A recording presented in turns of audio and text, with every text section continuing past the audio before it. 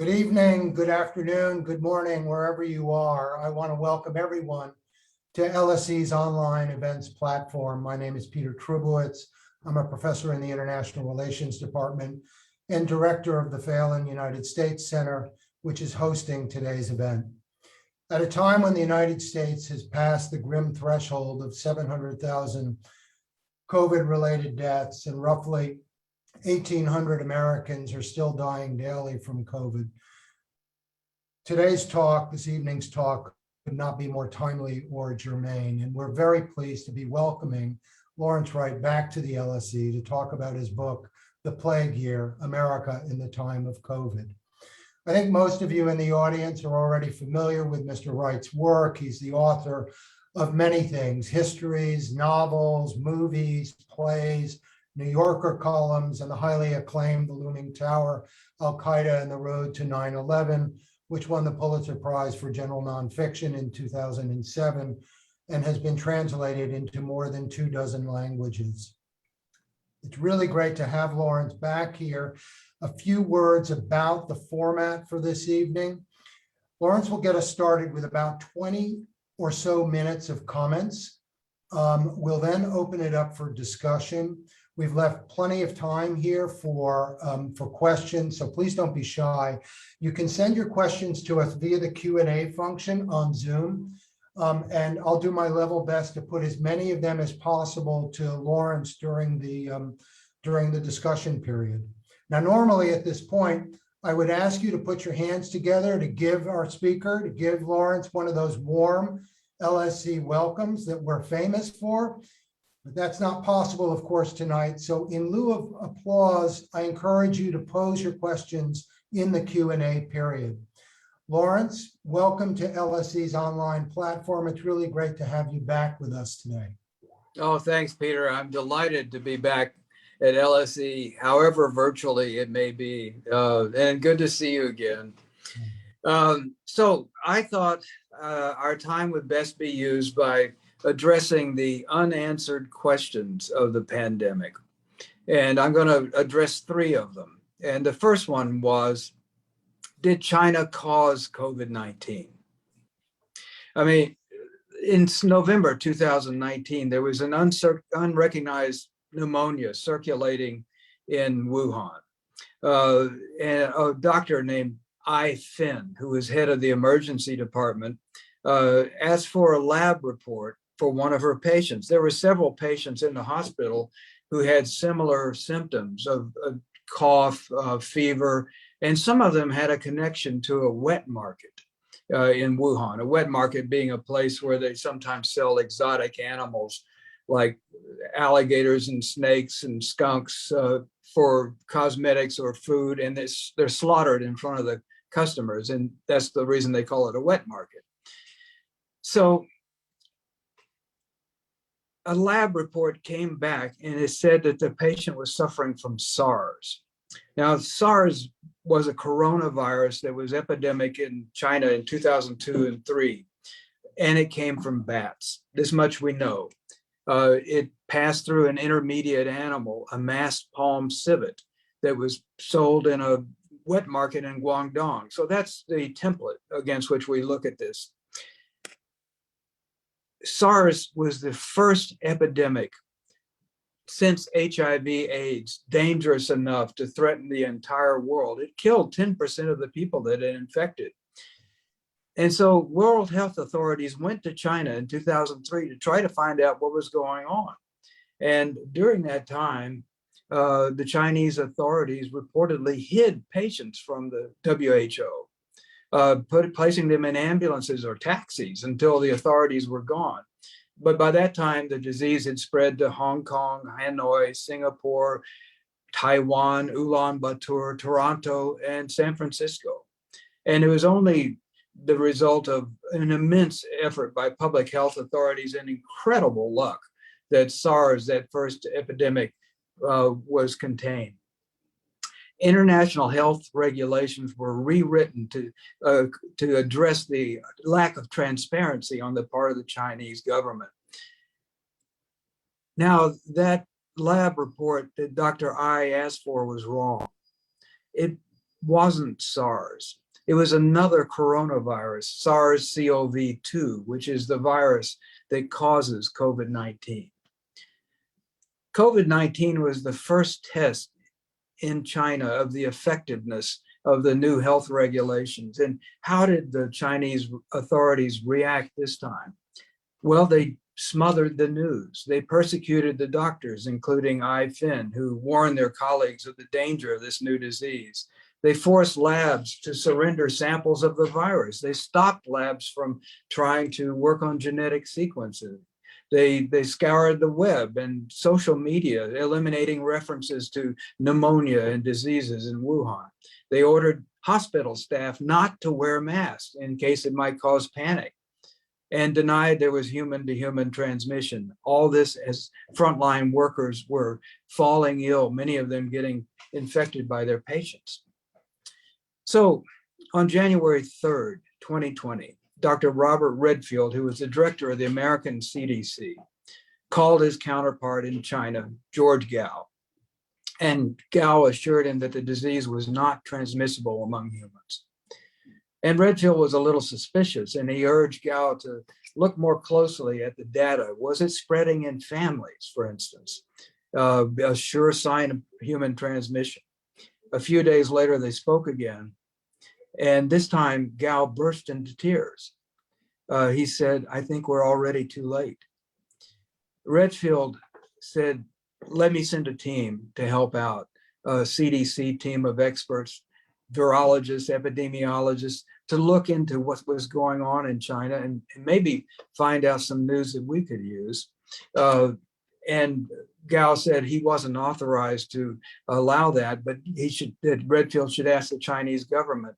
The government refused repeated requests for an American team, or as far as I know, any Western team to go into the country. What would they have found if they had been allowed into China at that time? They would have found certainly that it was a humanly transmissible disease, but more important than that, it was spread by asymptomatic transmission.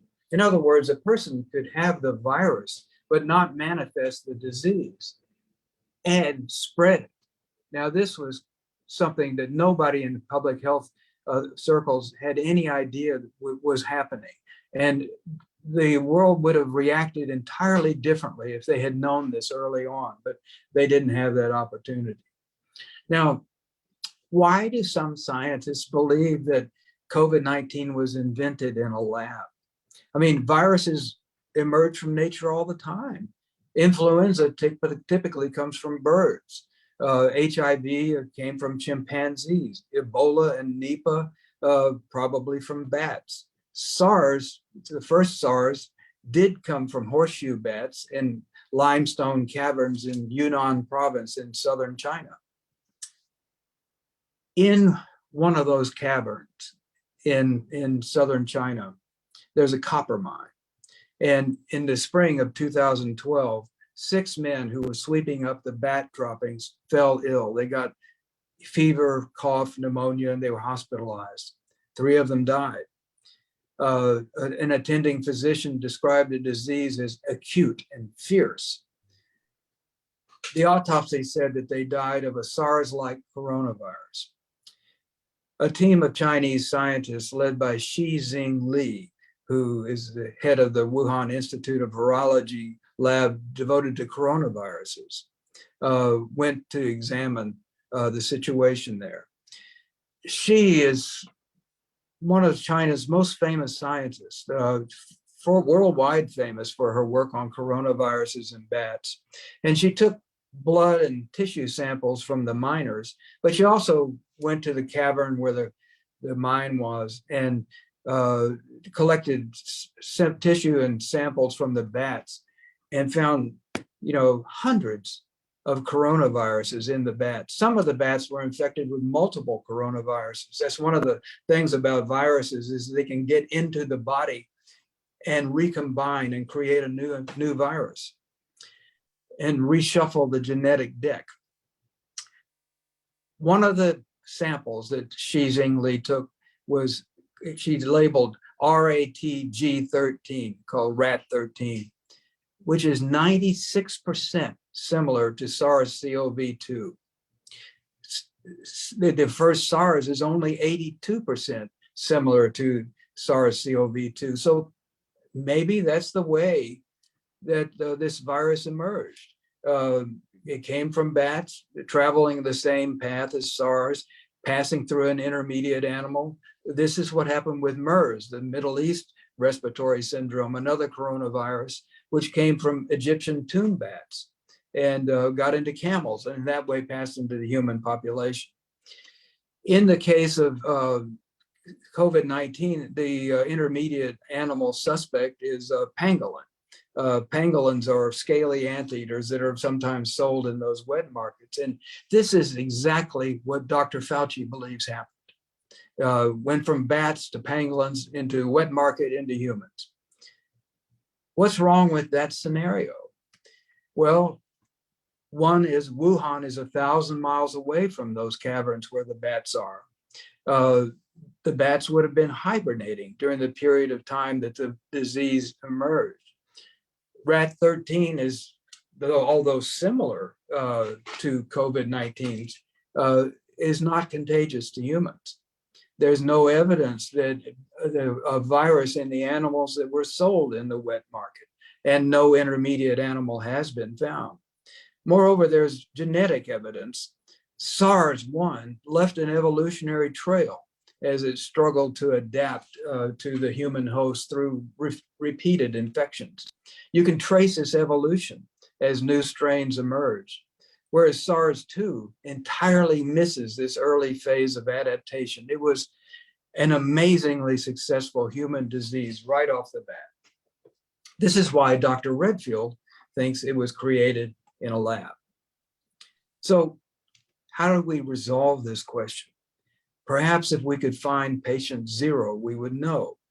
Perhaps one of the miners in Yunnan province got a coronavirus from a bat and it recombined in his lungs with another virus. That miner's serum was frozen in Xi Jingli's lab. Maybe a researcher took it out of the refrigerator to work with and became infected. That researcher might not even have shown any signs of disease. That's one scenario about how it might have leaked out of a lab. Now, lab leaks are far more common than people realize. Dangerous diseases have leaked out of the CDC and Fort Detrick, 2 of the most secure labs in America. Ebola and Marburg have leaked out.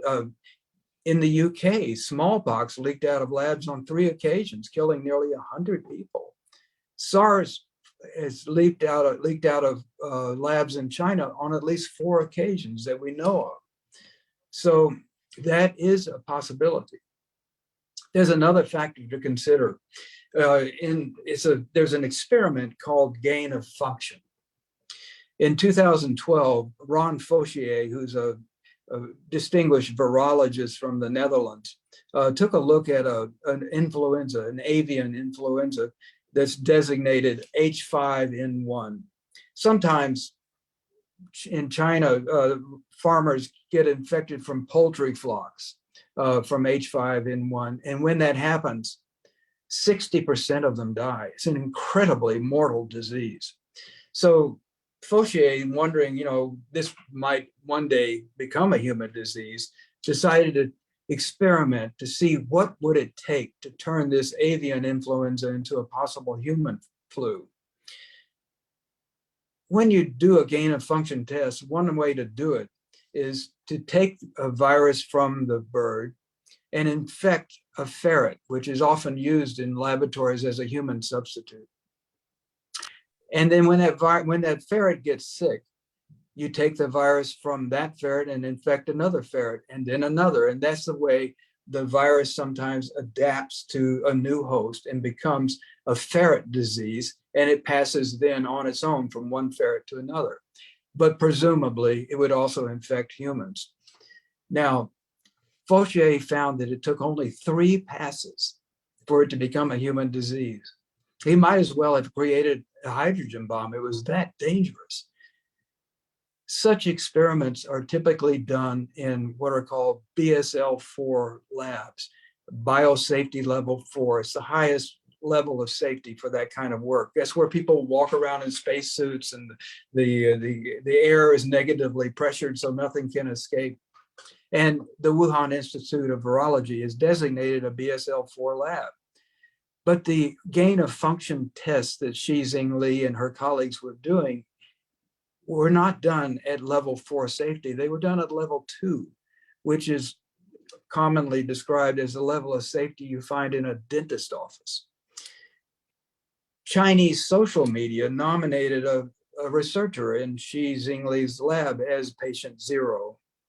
And recently, American intelligence reported that 3 researchers in that laboratory showed COVID-like symptoms in November of 2019 and were hospitalized. Twice, the World Health Organization has sent research teams to China to try to find out where this virus originated. And the second time, the team reported that the lab leak theory was extremely unlikely. But they didn't thoroughly investigate that. And the director of the WHO renounced his own team's findings and is putting together yet a 3rd team, although China has not allowed them to be admitted, or says they won't be admitted. So will we ever know? I think given the lack of transparency in China, we'll only know if it turns out that we can find it in nature. And that way we can say, yes, of course, this is the way. But otherwise, I think we will never know. If Chinese researchers created this virus in a lab and it accidentally escaped, it was merely a terrible mistake. But if the Chinese government knew this, how the disease emerged and covered it up, is one of the great crimes in history. 4 million people have died so far. The second question I'm going to address is, why did America fail? You know, in October of 2019, a month before COVID-19 is thought to have first appeared in Wuhan, the Global Health Security Index was published, ranking the nations of the world according to their preparedness for a pandemic. Number 1, the best prepared country in the world for a pandemic was the United States. Number 2 was the UK. So if you had turned these rankings upside down, it might have been a truer representation of what actually was going to occur, with nations like Vietnam and Latvia and Angola doing far better than their more industrialized counterparts. So what happened? There were plans. The Obama administration turned over a playbook to the incoming Trump administration that was meant to be pulled off the shelf when everything went haywire. And the number 1 threat was respiratory viruses, influenza, orthopox viruses like smallpox, and coronaviruses. And the playbook told you who to call if you have dispose of hazardous waste. How do you implement quarantine? How do you evacuate large numbers of people? How do you bury them? For an incoming administration with little idea of the scope of the federal government, it was a valuable document, but the Trump administration threw it away, and they had their own tabletop exercise called Crimson Contagion. And Peter, it is absolutely creepy to read this now because it's spookily prescient. The scenario for the exercise was a traveler returns from China to his hometown in Chicago. He's got a dry cough. His son goes to a rock concert the next day. 6 months later, 586,000 Americans are dead, very close to the actual reality. So what were the findings of the Trump administration's own study? First of all, federal agencies didn't know who was in charge. States were going to be looking to the federal government to take the lead. Businesses were going to struggle to operate when their employees were afraid to come to work. The national storehouse was already severely depleted of personal protective equipment and ventilators, and the lack of manufacturing in the US were making those supplies. Public health institutions were hollowed out after decades of budget cuts. Hospital capacity had diminished, and the supply chain was compromised. And the longer the contagion went on, the more chaotic everything became. Robert Cadillac, the Assistant Secretary of Health and Human Services, told me, we saw the movie, we knew before the movie started it was going to have a bad ending. But knowing that, the Trump administration did nothing to change the outcome. There were no lessons learned. So finally, how will history judge this period? Assuming it pays very much attention to it at all. I mean, history is written mainly about human activity. If you imagine a foreign adversary attacking America and killing 500,000 people, how would we have reacted? Despite our civil discord, I'm sure that we would have solidified and done everything we could to vanquish the enemy, but that's not how we behave when the adversary is nature.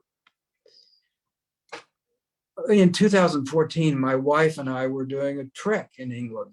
We went on the Pilgrim's Path from Rochester to Dover, where Chaucer's pilgrims made their way to Canterbury. And we'd often take our lunch, and there are lots of beautiful old churches that are preserved along the way. And we'd sit in the churchyard and have our lunch. And something struck me reading the tombstones.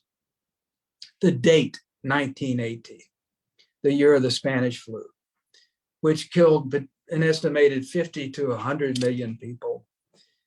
It's like the iridium layer in geology, the little line in Earth's surface that marks where the comet struck and killed all the dinosaurs. 1918 runs through the cemeteries all over the world. But it was essentially buried in human consciousness. People didn't remember the massive pandemic. It was overshadowed by the First World War. Although the flu killed even more soldiers than the war did. It killed 675,000 Americans, and we've already passed that number now. 1 out of 500 Americans who was alive in January of 2020 is now dead of COVID-19. The death rate in America is 8 times higher than the rest of the wealthier world. But if history does pay attention to this pandemic, I think it will look at it through 3 different lenses. One is, I think history will see this as an X-ray. It was an opportunity for us to look inside our societies and see all the broken places. That knowledge allows social change. I spoke to Gianna Pomata, who's a medical historian in Bologna, Italy. She compared COVID-19 to the Black Death in Italy in the 14th century, not in terms of the scale of death. I mean, the Black Plague killed 1/3 of Europe, but in terms of the change in attitude. It took place during the pietistic Middle Ages, a period of feudalism, a period where medicine was largely based on astrology. When the King of France asked his medical faculty at the University of Paris, where did this disease come from? They told him it was a triple conjunction of Saturn, Jupiter, and Mars in the 40th degree of Aquarius, which occurred on March 20th, 1345. Something wasn't working, and minds were open. And those open minds were what led to the Renaissance. I'm not suggesting we're going to have a Renaissance exactly, but we already see that societies are reshaping themselves and new paradigms of work, science, government, culture, and family life are taking place. Not a single feature of our society is untouched. Another lens through which history may view this is that COVID-19 was a harbinger. Deadlier and more contagious viruses await us. They'll be arising from the natural world, in part because of the encroachment of humanity into what were formerly natural sanctuaries, but also because of global warming, which is forcing animals out of those habitats. We're lucky that COVID-19 kills only about 2% of the people it infects. Just since the turn of the century, we've seen SARS killing 10% of the people it infects. MERS kills 35%. Nipah kills 70%. And in addition, we've had bird flu, Ebola, West Nile, Zika, new viruses emerging constantly at a faster clip. COVID-19 should be a warning. Deadlier encounters are inevitable unless we heed the lessons this pandemic is trying to teach us. And the final thing I would say is history may look at this as a gift. COVID-19 allowed humanity to protect itself against the plagues of the future, developing new vaccines and novel therapies, and guiding us to create stronger, more resilient and compassionate societies. This may be a dream, but the alternative is a nightmare. So Peter, I now would like to turn it over to you. That's great. Lawrence, thanks so very much for, I really like the way that you frame this in terms of these kind of three unanswered questions. And I know that we're going to have a lot of questions from the audience. I think while people are framing their questions, and I encourage everybody to pose questions, and I know that we have folks from the US, we have folks from the UK, Canada, Peru, Sweden, Mexico, Australia, and Italy on here right now, and maybe that list will grow over the remaining part of this hour. I think maybe I have a bunch of questions, and as I was going through the book, different things kind of occurred to me. Some you've already alluded to. I had a China question for you. I wanted to kind of drill down there. Maybe we'll come back to it. There was something very arresting about the analogy that you draw to kind of preparation for war at the very end of the book.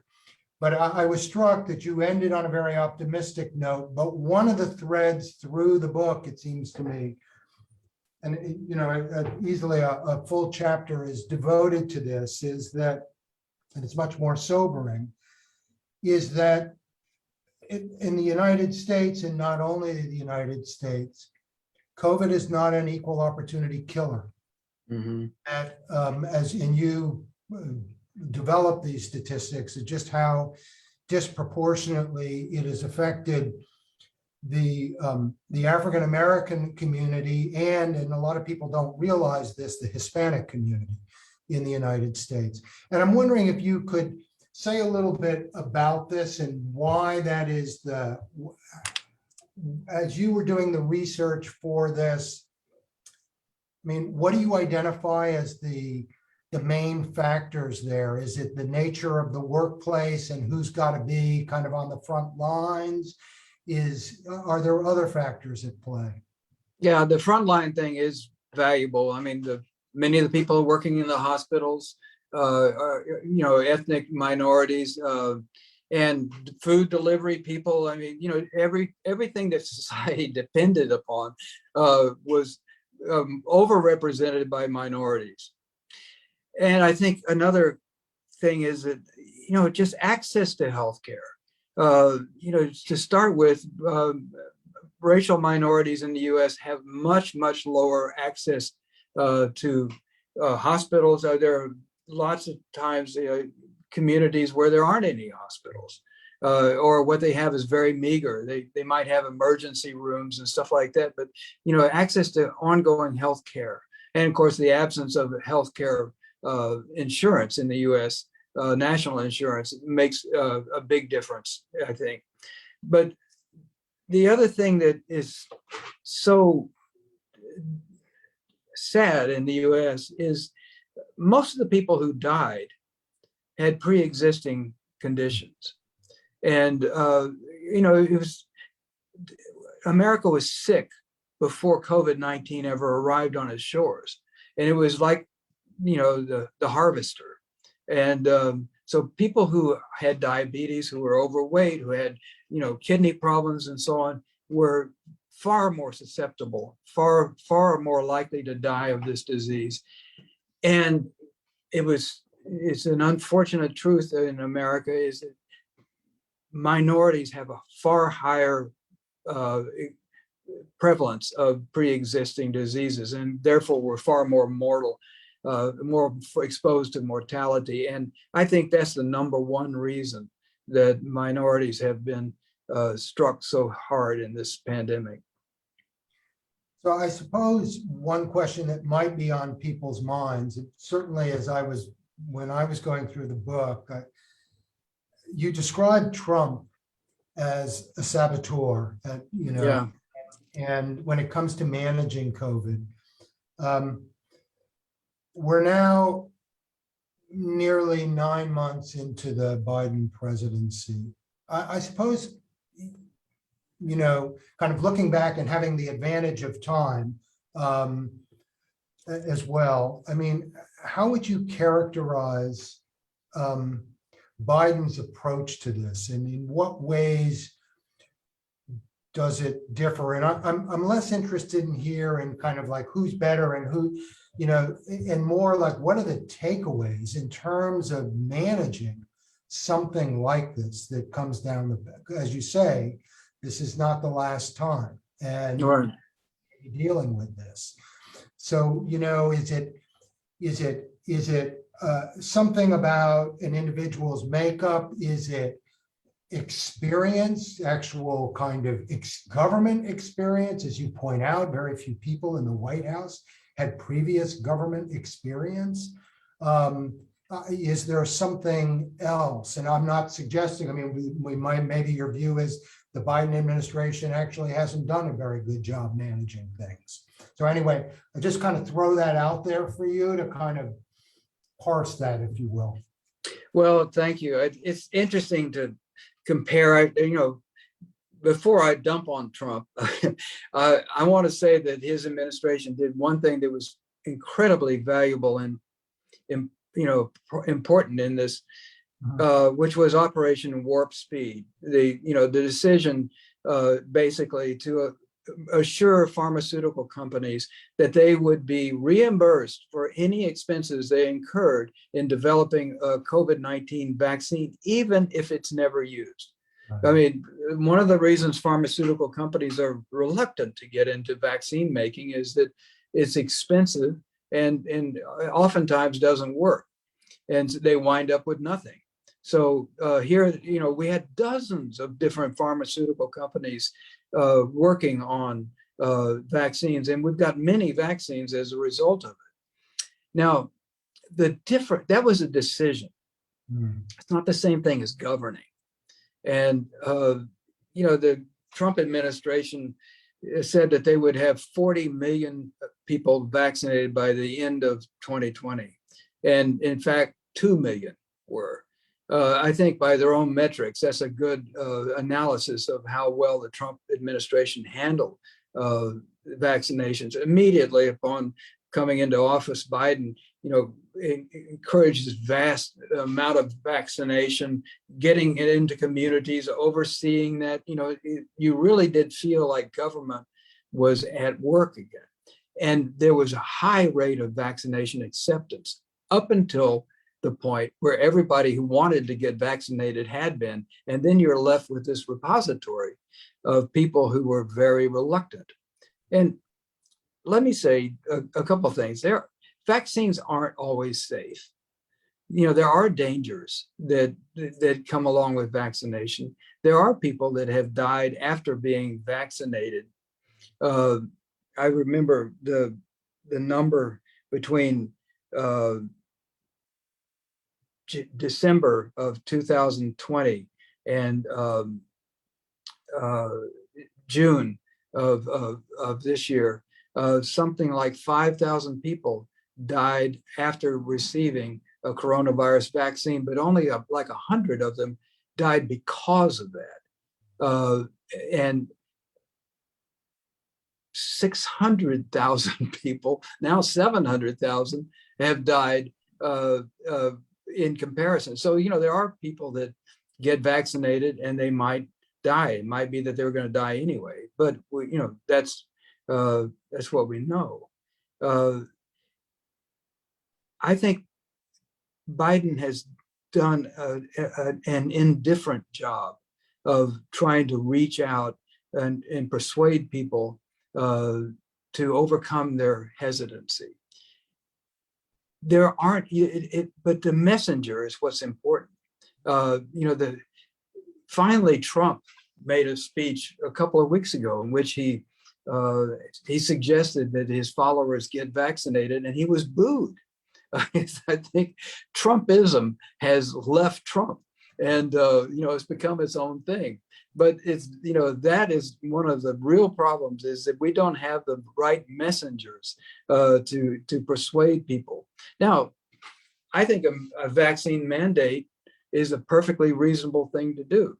I was just in France, where which was very poorly vaccinated up until the government decided that if you wanted to go out to eat, you had to prove you'd been vaccinated. And then France had made an immediate difference.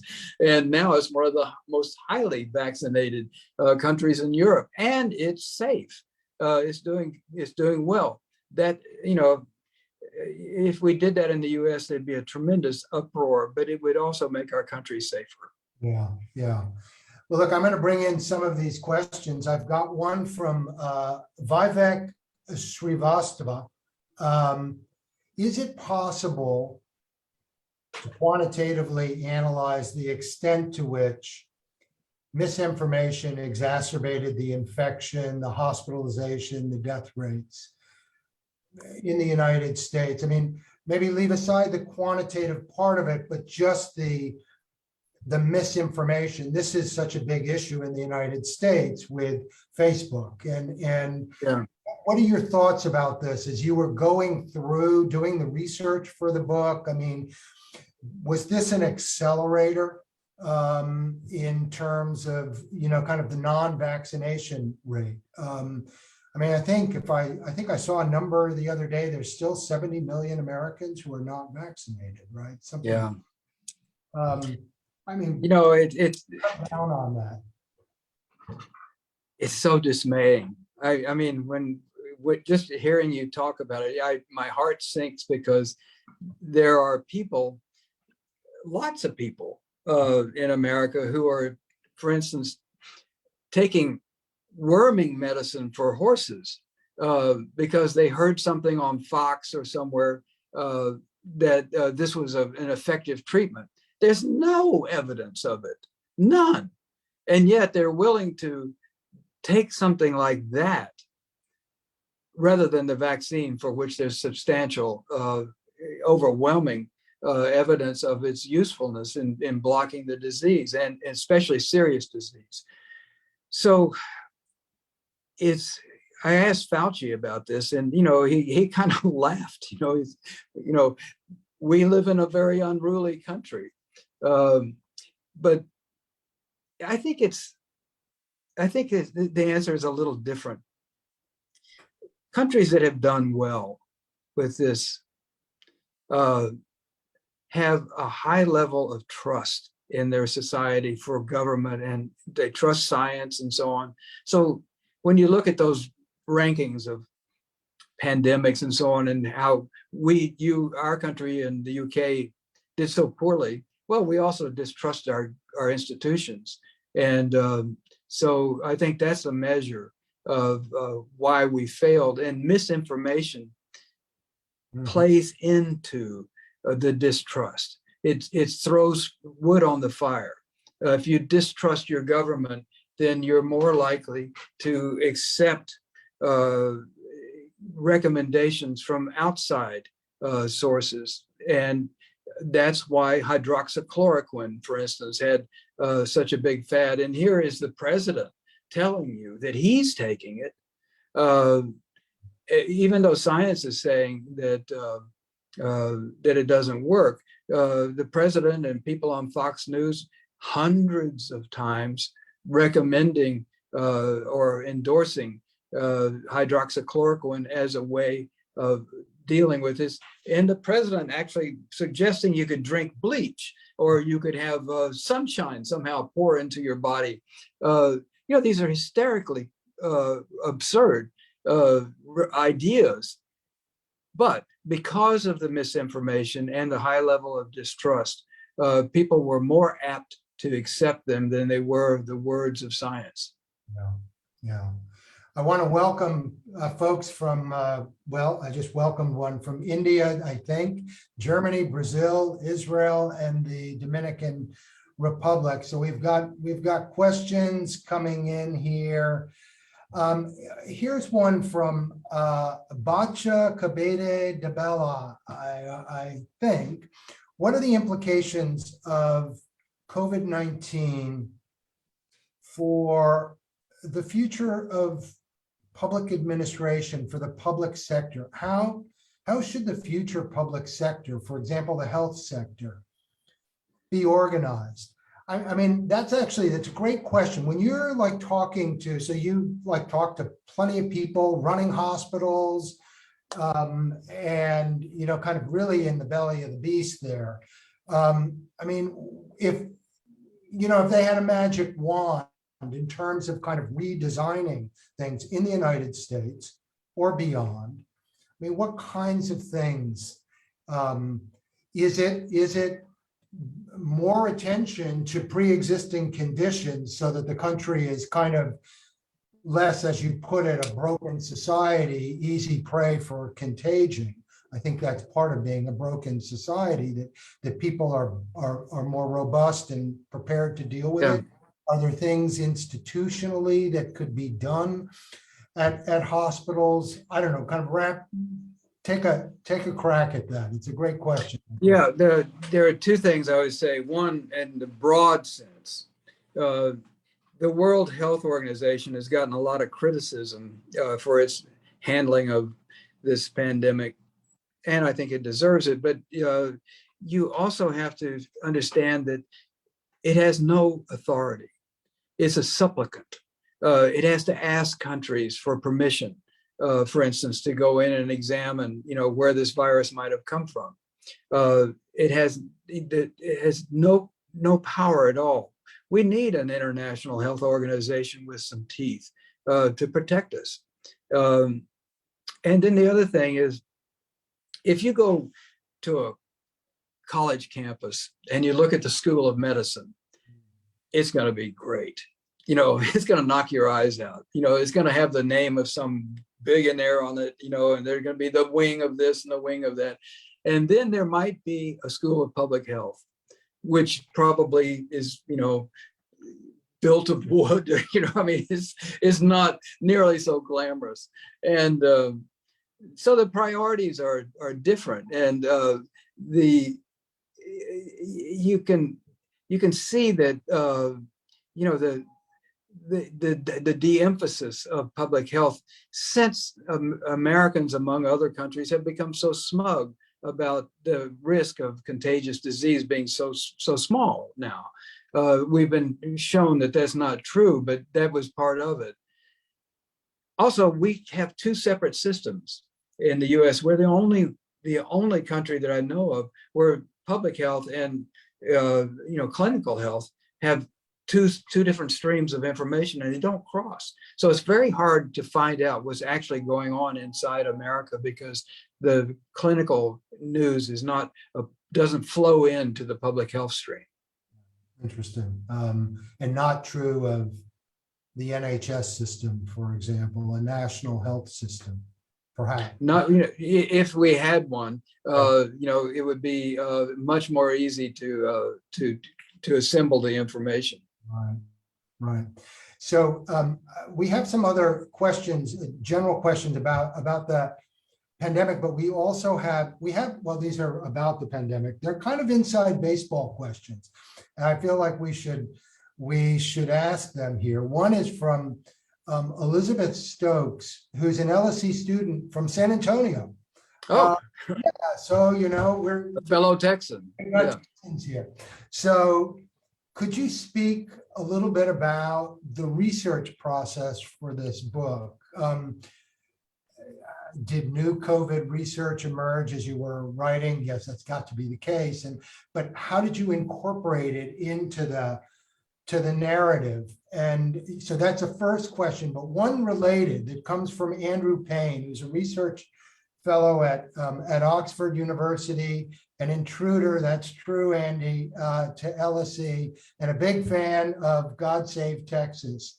So he wants to know, with the new information, as you were writing, the pandemic had to have been for you like a moving target as you're writing. And um, uh, how have your conclusions about the pandemic changed? I guess since you let it go, you gave it to the copy editor. Yeah. And last time, and kind of, so partly the process of writing about this and what happens after you let it go and how your own thinking about this has changed. Well, actually, Peter, a better way of framing this is that I wrote a novel that came out in April of 2020, and at the crest of the first big wave, and it's about a pandemic, it's called The End of October. And in there, I wrote it as a kind of cautionary tale, although the tale had taken control by the time the book came out. And I remember a British presenter, when he was interviewing me about it, said, I suppose no one would take this seriously at all if there weren't for this pandemic, as if it was some kind of conspiracy on the part of my publisher to publish a book when all the bookstores are closed. But at that time, I was imagining what would happen if a pandemic came along like the 1918 flu. And I went out and interviewed people just as I would for a New Yorker article or a nonfiction book.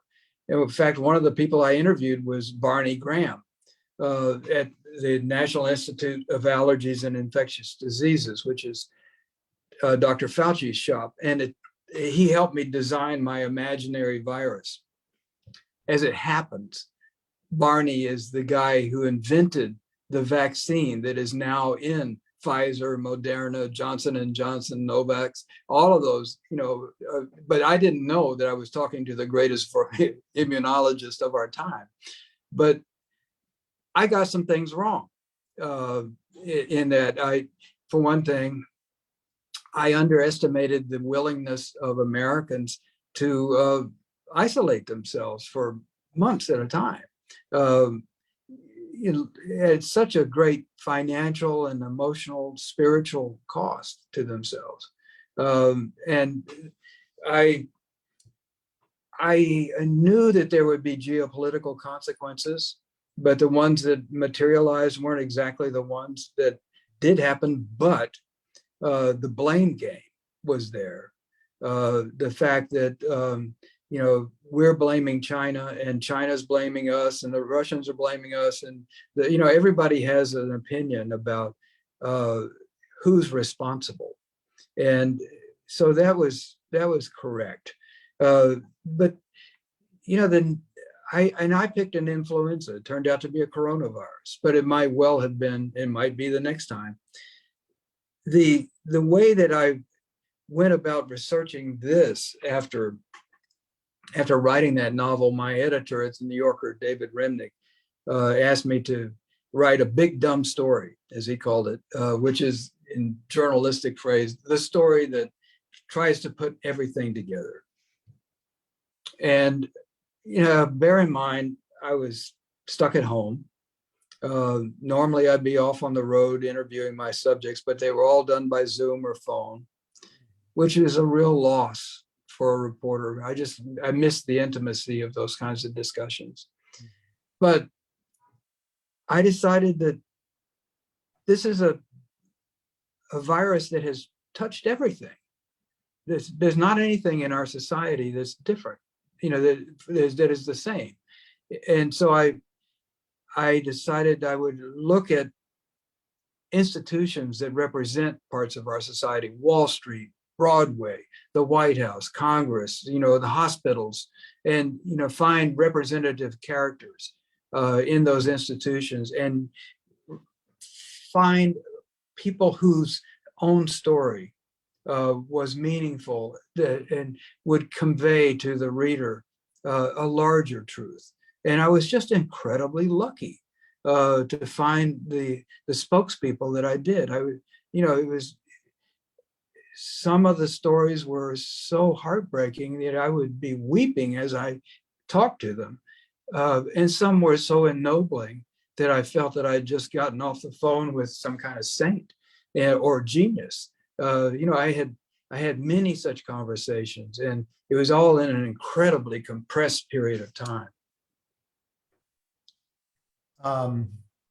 So we have some other questions that have come in here, and one of them is from Andrew Lone. We have a number of questions in one way or the other are dealing with or focused on lessons that should be learned, how other nations have learned lessons. This one is about some nations, he says, such as South Korea, seem to have responded well to COVID because they made preparations after SARS. So this is a reference to countries that back in 2003, the spring of 2003, that dealt with SARS, that confronted it in mostly in East Asia and Southeast Asia,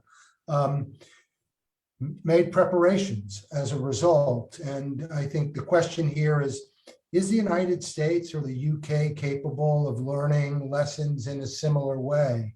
Or I would just add to that, is COVID different in the sense that, SARS, it came and it hit. I happened to be in China at the time. My family and I were living in China, and it came, and it was bad for a period of time. And I don't want to say it magically disappeared like Donald Trump would suggest, but I think a lot of scientists say, like with COVID, this is going to be with us for years, and that what we're going to have to learn to live with it, like we've learned to live with the flu each year, which and so forth. I mean, what are your thoughts about this? Well, the common cold, for instance, is caused by numerous different viruses, I think 7. But 4 of those viruses are coronaviruses. And at one point in history, they may have been as severe as COVID-19. And over time, they became endemic in the human population and still highly contagious, but less mortal than they might have been at some point in the past. Now we could eliminate coronavirus. It would have to be done through vaccination, like smallpox or polio. And honestly, the fact that we've got these fabulous vaccines now, and novel ways of delivering it through messenger RNA, suggests that we might be close to a point where we can create vaccines that are universal for influenza and coronavirus and other diseases like that. Of course, they have to be universally accepted, but that can be done. It's in the realm of possibility and ability to achieve that. So I think in terms of lessons, we tend to break things down kind of simplistically. South Korea was mentioned as an example, and I think it's correct that they, like other Asian nations, they were schooled on SARS. Some countries in Africa learned their lesson with HIV or Ebola, so they were more receptive to the public health message. And maybe this has taught us a lesson. There are still some people that don't want to hear it, but I think broadly the society has become far more educated.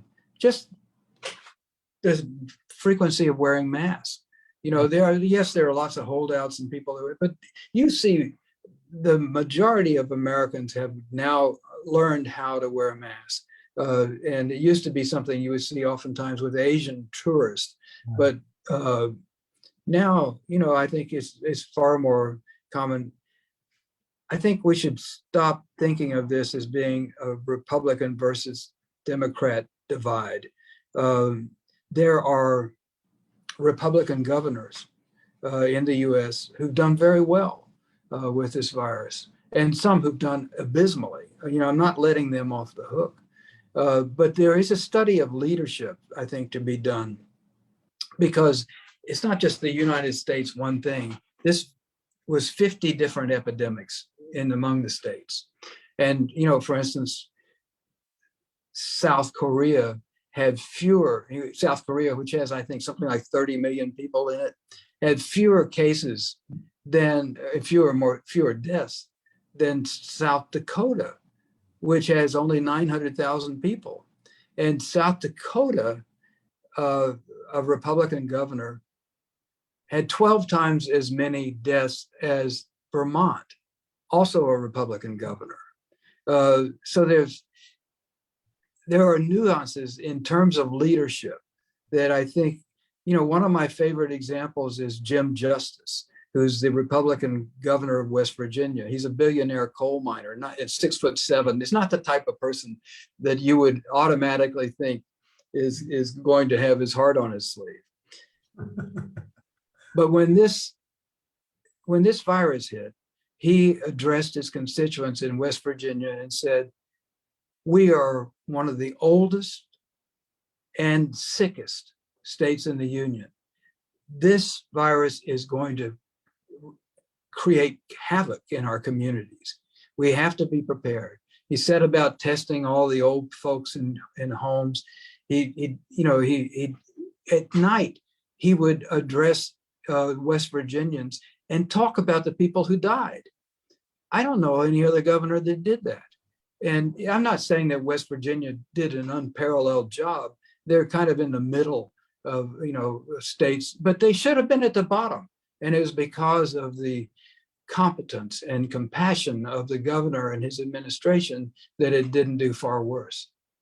Do you think it was inevitable is the wrong word, but I mean, I was always struck by the point at which Trump basically delegated, that's, I think, a kind way to put it, the pandemic and managing the pandemic to governors, and did not make it, the management of it, fully a federal response. It was a very kind of un-Rooseveltian, either Roosevelt, kind of approach. And I mean, do you, in your own mind, when you kind of look back on that, I know you do talk some about the governors in the book, and I mean, should we be focused on that in terms of learning lessons, in the US case, that it really has to be a national effort, or is that just too difficult to engineer in the United States? No, it's not difficult. And, those plans that I told you about, the Obama playbook and the Crimson Contagion, they envisioned what would happen if nobody took control. Right. And it was clearly laid out what needed to be done, and which agencies needed to be in charge. It's just that the administration ignored them. Leadership plays a huge role in this, and but there were also, I think, 3 chances the U.S. had to make a difference, and one was, had we been able to get into China and found out about the asymptomatic transmission, it would have made a big difference. The health response would have had a totally different strategy. And then secondly, the CDC testing kit fiasco. It was unbelievable. This was one of the great institutions in American history. I had done stories out of the CDC when I was a young reporter, and came away dazzled by the competence and the courage and the humility of the people that worked there. And finally, there was the mask failure, where the Trump was persuaded to introduce the mask as an effective way to block the pandemic. In fact, it was our last chance. And he said, it's voluntary, I'm not going to wear it.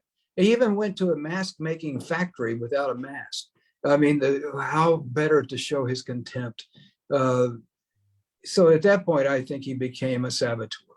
So, each of these tells a different story about the failure of America, but we have to learn how to remedy those problems now, because we're still in a pandemic, and another one may be on the way at any time. We're actually slightly over time, and I want to give one last question from Faye Williams, an A-level student from UK. and let you just take it home with this question. What All would right. you say is the biggest takeaway from this pandemic in preventing another occurrence? And in particular, how significantly could transparency between nations, so at now we're pushing you to the international level, stop such, make a difference in the future? Would it? How much? Well, I think in this case, in the case of COVID-19, every country was bound to suffer.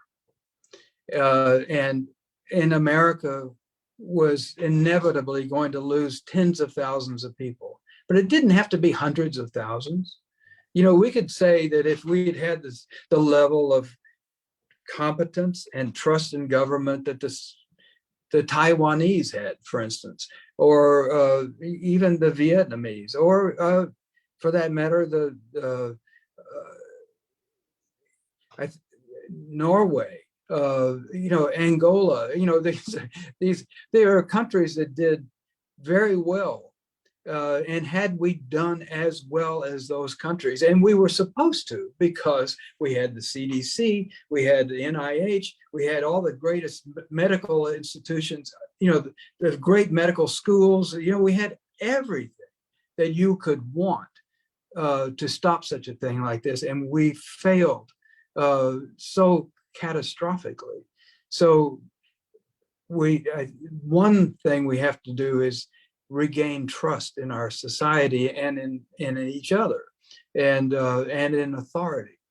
We are not going to be able to fix these problems until, as a society, we come together and address them wholeheartedly.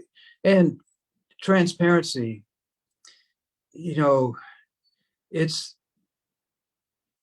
if a nation has a disease arise, and this happens every year, new diseases arise and spread. Oftentimes they spread before the neighbors are aware of it. We live in a time when diseases can become pandemics instantly because of world travel, jet travel and so on. You can have a pandemic like this one discovered almost at the same time as people hear about it. It's already spread. It's already come to America. It's already in Spain. It's already in Italy. But we haven't got any vaccines. We have to be able to recognize these things are going to happen, prepare for them, get set up the vaccines for the future, and then create an immense storehouse of materials that we can call upon when it happens. We have to learn how to be prepared. So trust and preparation, I think, are the ingredients for a healthier future. Lawrence, that's a great place to leave it. On behalf of the Phelan U.S. Center at the LSE, I want to thank you for taking the time to join us. Thanks, everybody, for joining us on the platform from all over the place. It's been great to have you. Lawrence, I hope next time we'll be able to host you here in London at the LSE. Me too. Bye now.